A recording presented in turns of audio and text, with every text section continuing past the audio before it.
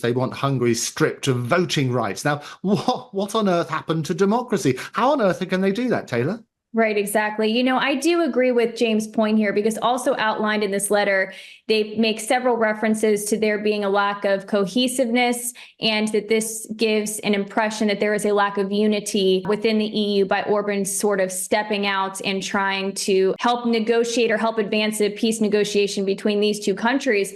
But Hungary is interesting and unique in the fact that there are ethnic Hungarians who are in Western Ukraine who just happen to be there because of the border being changed through the 20th century. And so you have ethnic Hungarians, Hungarian-speaking people who have Ukrainian passports who are having to die and fight in this conflict. So there's a special interest that Hungary has in wanting to put an end to this as well, especially given its geographical location. So I think that's some important context for people to also take into consideration, that there's a stake in this that Hungary has that maybe the other countries in Europe do not have. Andrew, if I can just butt in, I totally agree with what Taylor said there.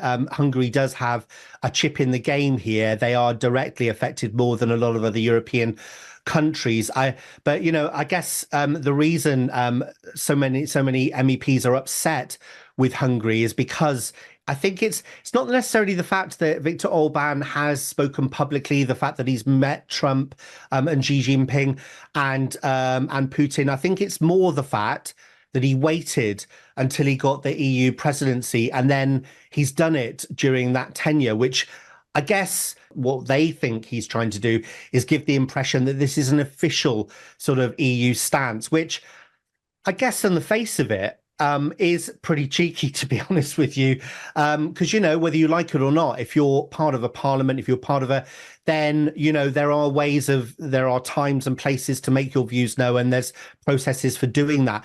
And to do it whilst you've got the presidency, which, it's not standard protocol to do stuff like this, and just to take the EU on a wild trip that maybe not every country stands for. I guess it's a little bit sort of cowboy elements to it. So, like I said, I'm not surprised, actually, a lot of MEPs and a lot of EU countries are upset with Viktor Orbán now, even though I agree with him on getting a peace deal.